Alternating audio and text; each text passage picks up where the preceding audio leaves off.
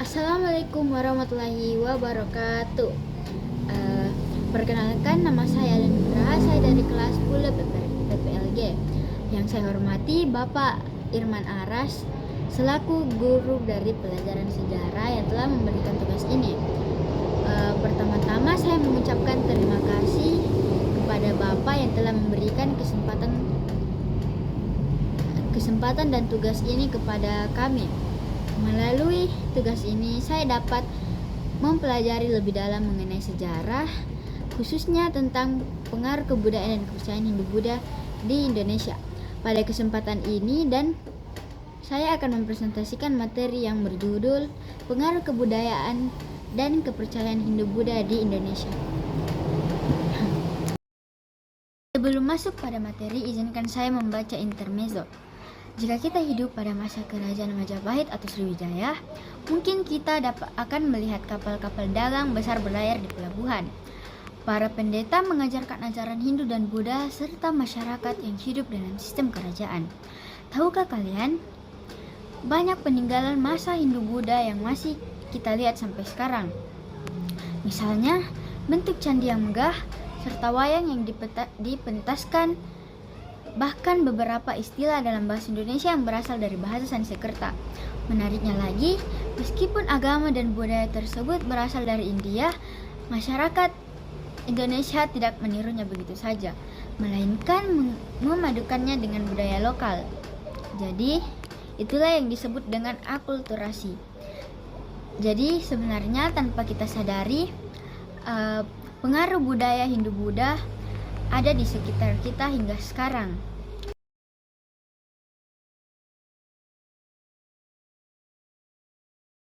Masuk ke materi pertama, yaitu latar belakang masuknya Hindu dan Buddha.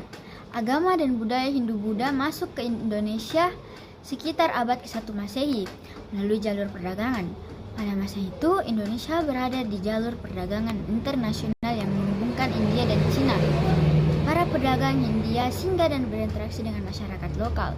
Dari sinilah terjadi pertukaran budaya dan agama. Lalu ada beberapa teori masuknya Hindu dan Buddha. Yang pertama, ada teori Brahmana, teori Ksatria, teori Waisya, dan teori arus balik. Dan keempat teori tersebut telah kita pelajari pada proses pembelajaran sejarah dengan Pak Irman Aras.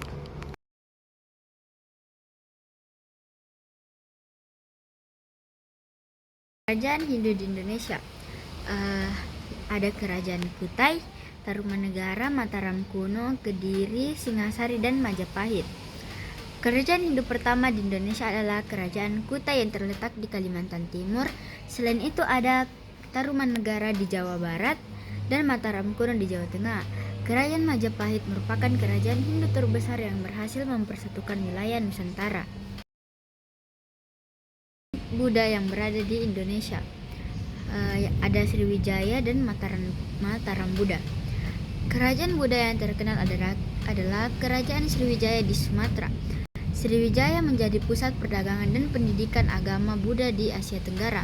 Banyak pelajar dari luar negeri datang untuk belajar agama Buddha di sana. Buddha yang berada di Indonesia, ada Sriwijaya dan Mataram Buddha. Kerajaan Buddha yang terkenal adalah Kerajaan Sriwijaya di Sumatera. Sriwijaya menjadi pusat perdagangan dan pendidikan agama Buddha di Asia Tenggara. Banyak pelajar dari luar negeri datang untuk belajar agama Buddha di sana. Pengaruhnya di bidang sosial. Dalam agama Hindu terdapat sistem kasta, yaitu Brahmana, Ksatria, Waisya, dan Sudra. Namun di Indonesia, sistem kasta tidak seketat di India. Pengaruh di bidang kebudayaan, yaitu pengaruh besar terlihat pada seni bangunan yang berupa candi. Contohnya adalah Candi Borobudur dan Candi Prambanan. Candi Borobudur adalah candi Buddha terbesar di dunia dan Candi Prambanan adalah candi Hindu terbesar di Indonesia. Di bidang bahasa dan tulisan, yang pertama ada bahasa Sanskerta, huruf Pallawa, dan prasasti. Banyak prasasti menggunakan bahasa Sanskerta dan huruf Pallawa. Ini menunjukkan adanya pengaruh budaya India dalam sistem tulisan di Indonesia. Juga pengaruh di bidang pendidikan, yaitu Kerajaan Sriwijaya dikenal sebagai pusat pembelajaran agama Buddha.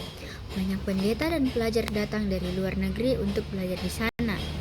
Jadi, Sriwijaya menjadi pusat pembelajaran akulturasi budaya, perpaduan budaya lokal dan Hindu-Buddha, wayang dan upacara adat. Budaya Hindu-Buddha tidak menghilangkan budaya asli Indonesia. Terjadi akulturasi, yaitu perpaduan dua budaya tanpa menghilangkan budaya asli. Contohnya, cerita wayang yang mengambil kisah Mahabharata dan Ramayana tetap memiliki ciri khas Indonesia. Barunya hingga sekarang ada di upacara adat nama-nama Sanskerta, candi sebagai objek wisata. Pengaruh Hindu-Buddha masih terasa hingga sekarang. Banyak nama orang menggunakan bahasa Sanskerta. Candi menjadi objek wisata dan warisan budaya dunia. Kesimpulan dari materi yang saya bawakan yaitu, jika kita melihat kembali perjalanan sejarah masuknya Hindu-Buddha di Indonesia, kita dapat memahami bahwa peradaban bangsa ini terbentuk melalui proses panjang interaksi dan pertukaran budaya. Hindu-Buddha bukan sekedar agama yang datang dan berkembang, tetapi menjadi bagian penting dan dalam membentuk identitas, sistem pemerintahan, seni, bahasa, serta pola pikir masyarakat Nusantara pada masa itu. Melalui kerajaan-kerajaan besar, melalui candi-candi yang megah, dan melalui prasasti-prasasti yang terukir di batu, kita dapat melihat betapa majunya peradaban Indonesia sejak ratusan tahun yang lalu. Semua itu membuktikan bahwa bangsa Indonesia telah memiliki kemampuan untuk berkembang, belajar, beradaptasi dengan pengaruh luar tanpa kehilangan jati dirinya. Hal yang mengagumkan adalah kemampuan nenek moyang kita dalam melakukan akulturasi budaya. Mereka tidak menolak budaya asing, tetapi juga tidak menerimanya secara mentah. Mereka menyaring, menyesuaikan, dan memadukannya dengan budaya lokal hingga terlahir kebudayaan yang khas dan unik. Inilah yang menjadi kekuatan bangsa Indonesia, terbuka terhadap perubahan, namun tetap berakar pada identitas sendiri. Sebagai generasi muda, dengan memahami sejarah Hindu-Buddha di Indonesia, kita belajar tentang toleransi, keberagaman, dan kebijaksanaan dalam menghadapi perbedaan. Sejarah bukan hanya cerita masa lalu, tetapi cerminan untuk masa depan. Jika nenek moyang kita mampu membangun peradaban besar dengan persatuan dan keterbukaan, maka kita sebagai generasi penerus juga harus mampu menjaga persatuan, menghargai budaya, dan terus membangun Indonesia menjadi bangsa yang maju dan berkarakter.